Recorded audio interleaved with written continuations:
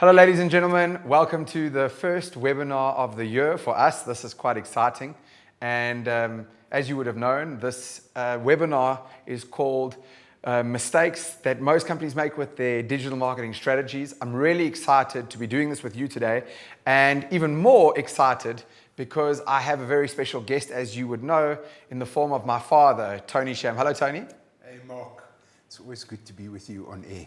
But you know, we had a problem the last time you were out together. So I just need to take care of something, and I just need to put this baby completely off. It's taking you a long time to put that baby off. It's taking me a damn long time. All right, so I mean, for those of you who don't know, basically what happened was I had my dad in here for an interview about 6 months ago, and on camera, while we were in the middle of this interview, his alarm went off. In fact, it went off twice. So are you winning there?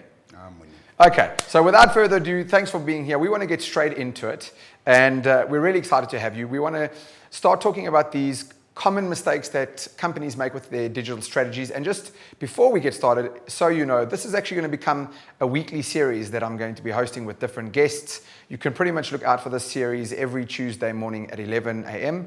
But like I said to you, today I have my father, Tony, here, so I'm going to shoot straight to you. So, Dad, Yes, on screen, we've got a picture of a whole bunch of arrows getting a miss. And I have to say that you are someone who has taught me so much about the world of marketing. And so I'd love just to have a little bit of an opening analysis from you, if you will, in terms of the common mistakes that you see. Mark, I'm going to talk about what I think is the common mistake that people make. It's an overarching one, and that is short-term thinking. They're thinking about what can I do today that's going to benefit me tomorrow. And we need to be long-term thinkers. We need to have a strategy that's going to do us well in months and years to come. It doesn't mean that we're not looking for returns tomorrow and the following day, but we have to understand any returns that we get in the short term are a bonus. But our strategy is there for the long term. We've got to play the long game, and that's what makes it work in my book. Yeah, I think you hit the nail on the head for me. If I were to kind of kick off, it segues perfectly into how I wanted to start, really, because I think where the short-term thinking has come from has actually evolved from how marketing and advertising used to work before digital. So I actually wanted to just spend 5 minutes kind of setting that up, because I think, you know, one of the things I don't think people appreciate when it comes to marketing is just to understand how digital marketing has differed dramatically from traditional advertising. So, you know, up until like 100 years ago, we didn't really have any medium to broadcast and mass produce a message to an audience. And then we got things like, we got TV, radio, print, billboard, right? And that was in the heyday of advertising. How it really worked was the louder you shouted at your audience, the more return you got. But there's a major shift that's happened with the likes of digital. And so digital's brought about a concept that is now known in the marketplace as zero marginal cost. And I want to just explain it for 2 seconds. Zero marginal cost is the idea that it doesn't cost you any extra margin to reproduce something. So if you think about it, no one is worried when they're busy sending a WhatsApp message that if they use a few extra characters, it's going to cost them more. Whether they send one message or 10, it's about the same. If you and I take a picture, a selfie of us in studio doing our thing, whether I take 1 picture or 20 pictures on my cell phone, same cost. But that's not how it worked back in the day. You know, if you had a traditional analog camera, each picture that you got developed cost a certain amount. And if you got flyers printed to advertise your message, it cost you more, not per unit, but it cost you more to print 5,000 than it cost you to print 10,000. So for the first time in history, we have zero marginal cost thanks to digital. And specifically in the marketing world, what you have is the prevalence of everyone's got a microphone and an audience. And so this is the thing for me. I just want to set this base. What's happened is, I don't think we fully appreciate that we used to live in the old world and we've shifted into the world of digital, and they are 2 different worlds dramatically. What do you say? Mark, the downside of zero marginal cost is clutter. You go anywhere and messages are flying at you at 1,000,000 miles an hour, all over the show. How do you get through the clutter? you've got to differentiate. You've got to be unique in some way. Yeah, I agree with you. And so if I were to talk about probably my most common mistake, point blank, that companies are making with their digital marketing strategy, it's that their entire strategy is built on the back of them shouting really loud to their audience on the other side. They don't understand the clutter that you're talking about, or they don't take it into consideration. And the biggest mistake that they're making is that they're not using their digital marketing platforms to build a relationship with people on the other side instead of, so it's the whole game is, can I quickly get a sale in tomorrow? Can I broadcast a message tomorrow? But actually what you really want to be doing is building a long-term relationship with people. Yes, Mark. So you're going to get into that relationship by understanding where the customer comes from. Sometimes in our digital marketing, we want to tell everybody how great we are, where we can do this, we can do that, we can do the other. It's all about us. But actually what we can do is immaterial. It only matters to what extent it serves the need of the prospect and of the customer. And so many people I see have these blinkers on that restrict them to company-centric, what we can do, and they forget that they need to be customer-centric, looking at it from the point of view of the customer. Yeah, it really lends to a topic that I talk about quite often, being the idea of value creation, right? Any person, any company, any entity that can create more value for people on the other end consistently and in the long term will always win. If you look at the biggest companies that make the most money, they create the most value. And I think that companies, if we were to talk about them, if we were to wrap up the first mistake then, is companies are really looking at their digital marketing platforms as ways to shout, connect, broadcast. They're not looking at it as, how do I use, say, Facebook or my website or my blog? How do I use this to build a long-term relationship with people, add value to them? And then Gary Vaynerchuk came up with that beautiful saying that I've been hooked on ever since, which is the jab, jab, jab, right hook mentality. It's just a frequency for give value, give value, give value, ask for the sale. Yes. Yes, I'm with you there. It's part of what I'm saying about the long-term view. Jab, jab, jab. Some people want to hook, hook, hook, jab. And then they wonder why they're not getting the returns. So jab, jab speaks of the long-term view. It also speaks of give first before you look to get something back for it. And I think when it comes to jabbing, which we'll get into in a little bit, that's one thing. But then people get scared to right hook, or we think of creating a sale as a bad thing, when in fact, you're actually, if your product and your service is world class, you are actually doing someone a favor on the other end because you are solving an issue for them. Absolutely. When I sat in on my Seth Godin class, he says, if you've got a product or service that helps your customer on their way, you owe it to them to supply them. You owe it to them. So we also have to put that into the mix. Yes. So it actually brings to a point when I do a lot of the digital marketing workshops and webinars, probably the number one point for me that I think people totally dismiss is that the greatest form of marketing you have, whether it be digital or not, or or analog, whatever, or traditional, is your product and your service. So many people seem to spend so much more time spending money on trying to get a message out, but not necessarily iterating their product and service and the finer details of it to make it world class, that it's just the thing that people speak about and it solves a big problem. The best form of marketing that anybody can do. It's not the only form of marketing, but it's the best, the most cost-effective, the most productive, is to delight your existing customers. Because if you can delight them, not just meet their needs, but delight them, they will go and tell others about you. The stats, and I've mentioned this many times, as to how much easier it is to do business with somebody who already knows you, has done business with you, compared to somebody who doesn't know you, speak for themselves. That doesn't mean that we don't go looking for new people, but it means that we balance that with absolutely knocking their socks off. Would you almost separate the strategy that you have for existing clientele and what you're doing to not only keep in touch with them regularly, but make sure that they love what you do versus new people? No, Mark, I think it's part of the whole. I think it's part of your philosophy. It's part of your strategy. I don't really think it's healthy. You could do it. Yes. To isolate this and do that as something separate. It's got to be part of the way that you are. Okay, so I was asking you a trick question. I absolutely agree with you. I just wanted to get it out of you, and it kind of brings me to a point that I think companies don't appreciate and understand, is that companies have totally lost the art of having a very authentic, very real conversation, using real tone, being upfront, being real. Gary Vaynerchuk talks about this idea of document versus create. We come from a world where advertising and marketing is created perfectly, right? The perfect words, the perfect picture. Whereas we're not in that world anymore. And if you want to keep up with movement, and the thing that resonates with people the most is rather documenting.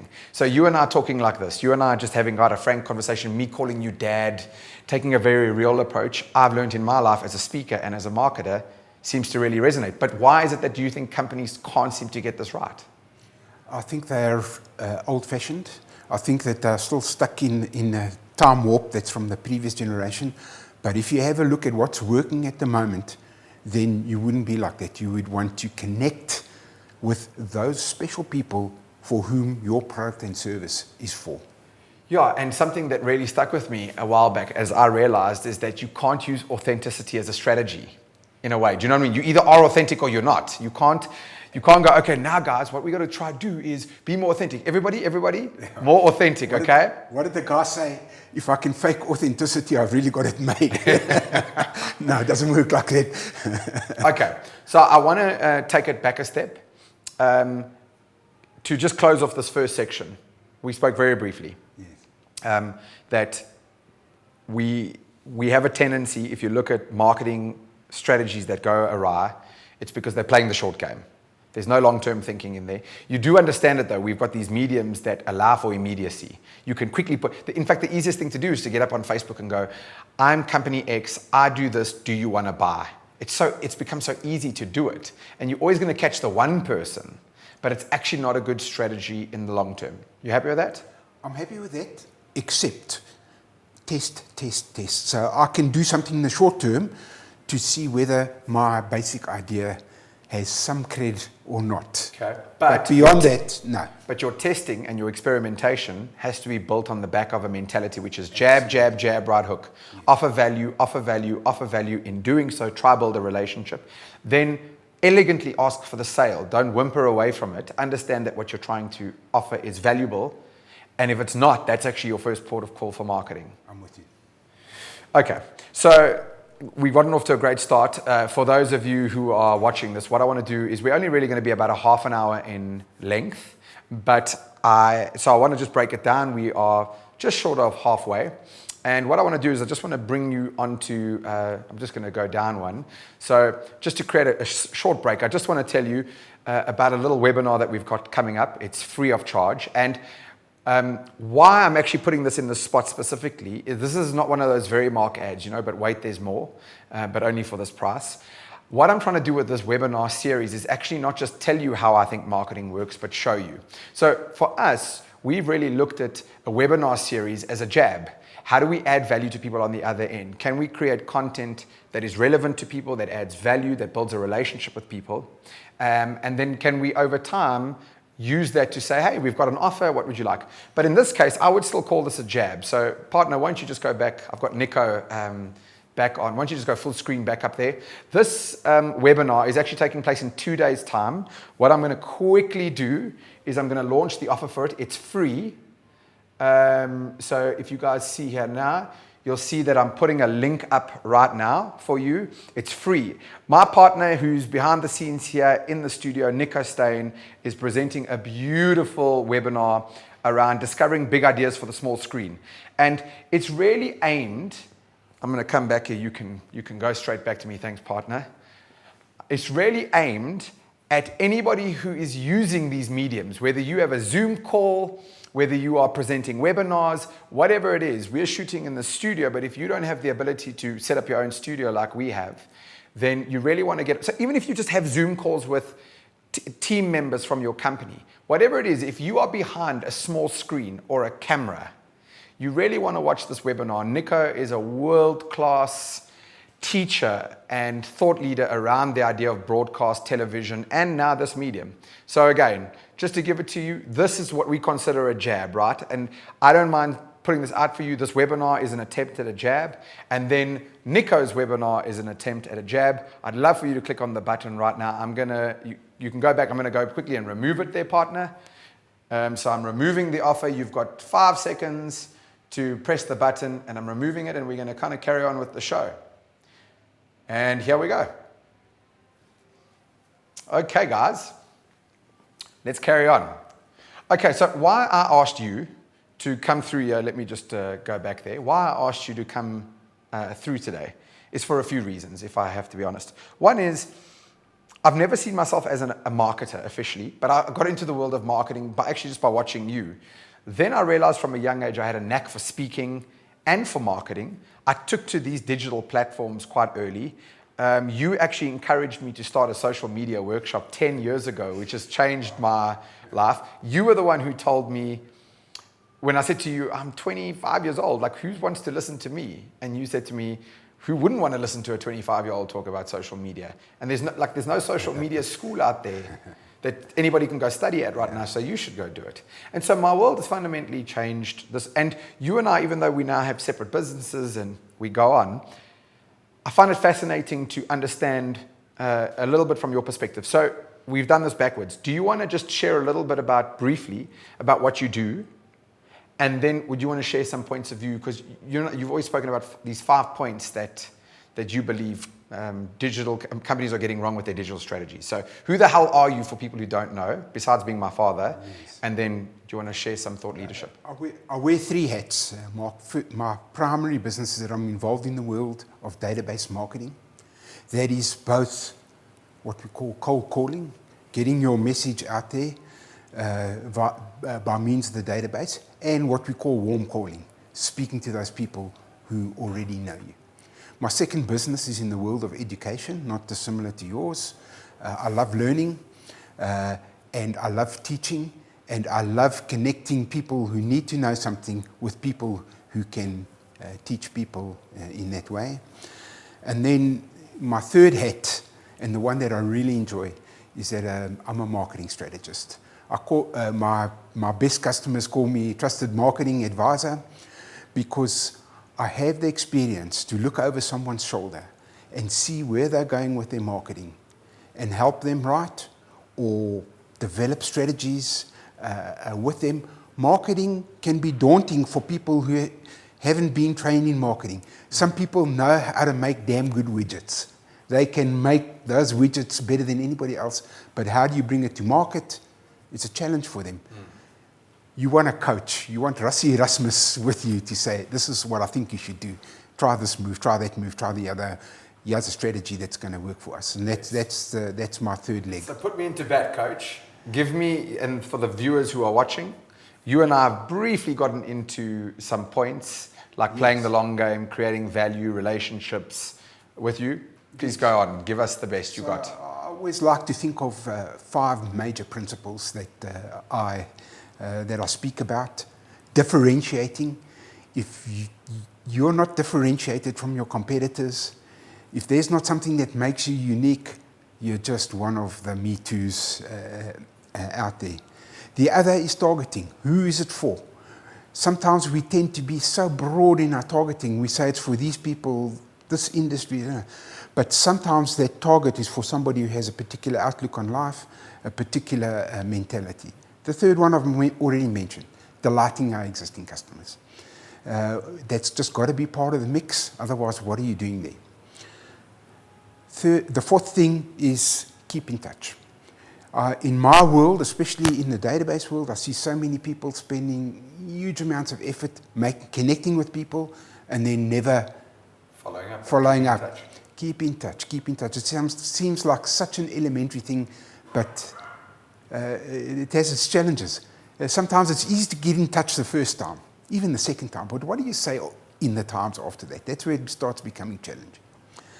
And then the final thing is that you need to have some structure around marketing. You need to have a process. You need to have decided this is what we're going to do. A, B, C, D, E, F, G. We're going to revise it from time to time, but make sure that each of those things happen on their due time. So let me actually go with you in real time. I want to throw my marketing strategy at you, and then you can maybe critique me, add, take away, etc. Would you be willing to do that? I'd be more than willing to do it. But Mark, I have to tell everybody out there, you're a phenomenon. You're a communicator probably at a level that very few people. You can't look at Mark Sham and his ability to stay relevant and to connect and doing all these things, because not many people can be as prolific as what you can. In fact, many people would battle to get something out at all. So you use, on the positive side, you use what comes naturally to you very well. And the people who engage with you engage and have stayed engaged with you for a long time. Well, thank you. Your flattery will get you everywhere, Tony Sham, and you can send me an invoice for that. I worry sometimes that your followers say, look what Mark does. Why can't we be like that? Well, you can't be like that. There's a point here. And this is why I think it'll be great to have this discussion. We've got about 10 minutes left before we go to Q&A. So I want to because what I want to do is, instead of talking in theory, I want to now just try and make it practical is what I'm trying to get at. Okay, so let me try be brief as I compact something that's very complicated into a small space. Okay, so obviously we are major lovers of social media. We have a website. I say we, me and my partners and the different entities we have. But the number one take that I've gone to this is, okay, I want to build a broad audience. And to your point, when you say keep in touch, I think the reason why people struggle to keep in touch is because they're looking at it the view of I versus you. When you make it about the person on the other end, I feel it becomes a lot easier. Now, maybe I also have the ability to think like a marketer, but also write. But if you're not someone who writes, you simply want to get someone in to write. Storytelling is key. So you don't have to be the writer, but I think almost everyone can come up with an angle, write an angle. So I've taken on what I think is a simple to talk about, but quite hard to do. I've broken it into this. Is that now I've got a Facebook page, the Mark Sham page, and Suits and Sneakers got a page, and we use jab, jab, jab, right hook, for regardless of whatever we're selling. Okay, so it's always, sometimes I write about life, and obviously coming from a speaking perspective, I have an ability to articulate these things. But if I was an entity, I wouldn't be writing it myself. I might have someone else writing it for me. Absolutely. But the angles matter. Right? So I'm always trying to find an angle of what are the things that people are struggling with? What are the questions that people have in their day-to-day life? And then I'm trying to create a piece of content around that. And then when you form a central content strategy, then I just simply distribute it and format it accordingly. So once I've got a core central strategy, I format it according to Facebook. I format it slightly differently for Twitter, because on Facebook I can just leave it in there. If anybody who follows my page knows I can write long posts, but you can't do that with Twitter. So then you have to put it as a blog post on your website and then attach the link for Twitter. LinkedIn is one of those things you can either write an article or you can insert it like you do on Facebook, but it's got a bit of a character limit, so you have to shorten it. Right? So that's how, and then I've got a database list that I've built up over time. I use free events like these webinars to get people to come in. I try to build a relationship with them. I try to give them value. And every third or fourth go, I say, hey, as an example, we've got a digital marketing workshop coming up on the 9th to the 11th of Feb. Do you want? And what I found is that people are generally, if that's a need that they have, they're willing to at least try with you because they've read your posts every day on Facebook or Twitter or LinkedIn. They've got your email marketing, which is jab, jab, jab, right hook. It's centered around, I make a rule to not sell more than once a week. That's purposefully done. It's hard to do in the short term, easy to do in the long term. Now we've got the studio, so we're building webinars, we're working with other people, we host interviews. My point is, it's actually not that difficult to understand, to do, if you start with the process of how can I add value 4 times, and then how can I ask for a sale the 5th time? What are you going to tweak and add? I just wanted to say something on a thing that we both spoke about earlier. Do you do your company's books? Could you? No, I don't. Could you? Maybe if you really, you go to somebody who's a specialist and you hand it over and they do it. And so sometimes it's like that in the marketing space. Yes. You're talking, for some people, their marketing comes naturally and it's fantastic. But for some people it doesn't. You need somebody who knows the discipline. Sure. But I would argue one thing is that you just have to start with the strategy. Even if you are the non-marketing person, the strategy has to start with How do I give more value than I take? And then that has to permeate through your company. And then once you start with that, Absolutely. then you can find someone who lines up to that. Absolutely. Because you can go to marketing companies and agencies who specialize in broadcasting, shouting, advertising traditionally.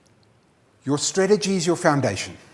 That's it. Everything's based on that foundation. You can build on that foundation in many different directions. But if the foundation is shaky, anything else that you do is going to be shaky. So for me, strategy is all important. List those 5 points for me again. And just right off that, one after the other. Differentiation. Okay. Targeting. Yes. Delighting your customer. Keeping in touch. Process. Yes. So you and I are both fans of Seth Godin. Yes. And he says a beautiful thing which has really started to help me. I'm not looking for everybody anymore. I do write, when it comes to my social channels, I write very broad content. But when it comes to sales, like, hey guys, I've got a digital marketing workshop on the 9th to 11th, which I really do. I'm not looking for everybody. I'm looking for people who believe in me as a brand.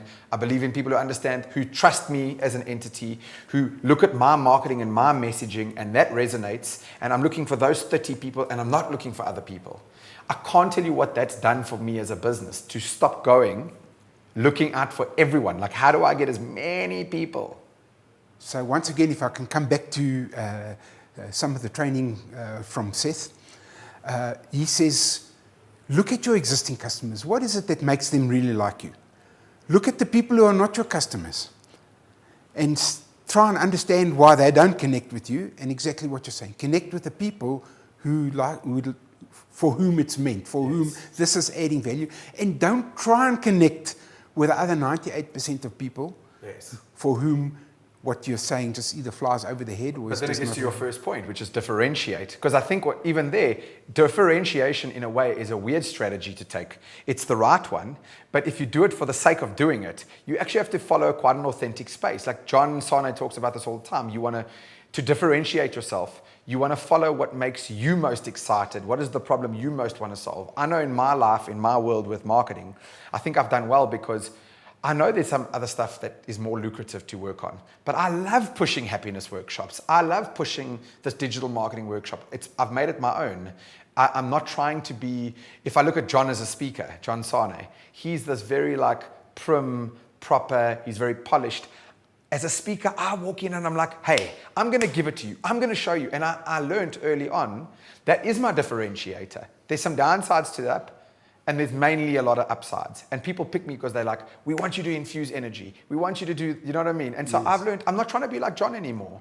But it's not because I'm going, my strategy is to be high energy. I just became aware of what are the things that I'm great at. How does it line to the world? And then I started to foster those. Does it make sense? I didn't try look to be different. I just found what I'm good at and I fostered how I was different.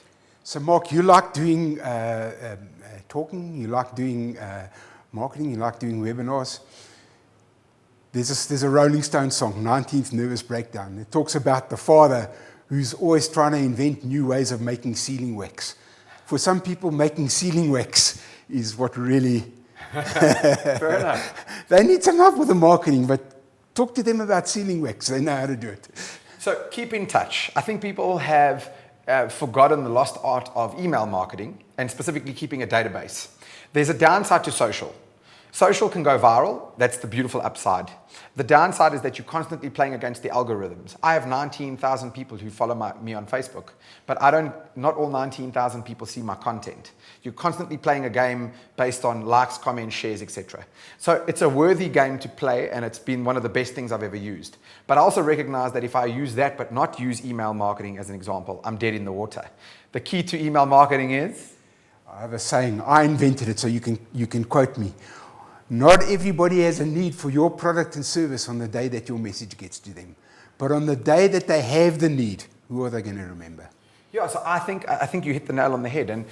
And for me, I find that people struggle to keep in touch because, again, they constantly talk about themselves in their communications. Yes. It then becomes one form of one-way communication. The people on the other side don't respond. They feel like they lose traction. They get unsubscribes. And so they feel like, what am I supposed to write about once a week? But again, if you can keep in touch, but add more value than you try take. In other words, it's okay to send an email to someone 3 times a week and never talk about your product, because you're just trying to add value. And then once a week say, hey, by the way, I've got this digital marketing workshop. Is this of interest to you? Yes. So I want to give you the closing remark, and then I want to share some of the cool things that are happening with us and what we're doing next week. Make sure you get your marketing strategy ducks in a row. I'm not one for writing things down, but I think that you need to have it well documented. I think that you have to have it written down. I think you have to make it part of a process. I think you have to take it from broad principles to solid pieces of action. This is what we're going to do. We're going to do this at this time and that at that time, and then make sure that those things happen when they're supposed to happen. At the same time, you've got to continually be reviewing, because you've mentioned it so many times, the world's changing this fast that what might have been a relevant strategy last year may not be relevant. So if we're still working with that and we haven't reviewed it, we may be falling behind. You can only review on the back of experimentation, because you're getting real-world data to work out. Absolutely, absolutely. Tony Sham, aka Dad, I want to just say thank you for being here. Don't go. We've kept this webinar short on purpose, so don't leave. Thank you for being here. Thanks. I want to just close off from us to you guys. What we've tried to do, and I keep saying close off, it's the one mistake I've made, is I want to throw an off at you and then do Q&A. So 2 things that you should know. Like I said to you in the beginning, this is going to become a weekly webinar series, and I'm going to have a different guest in every week, and we're going to be talking about different marketing strategies, digital, you name it. The world of marketing is going to be discussed with a different guest each time, and I thought no one better to do this with than my dad first go. So next week, Tuesday, 11 a.m., I'm going to have Mark Sham, the master of any kind of content going digital. And then the second thing that you guys need to know is I've got a digital marketing workshop, and I want to just put the offer out to you. This is what I call the right hook.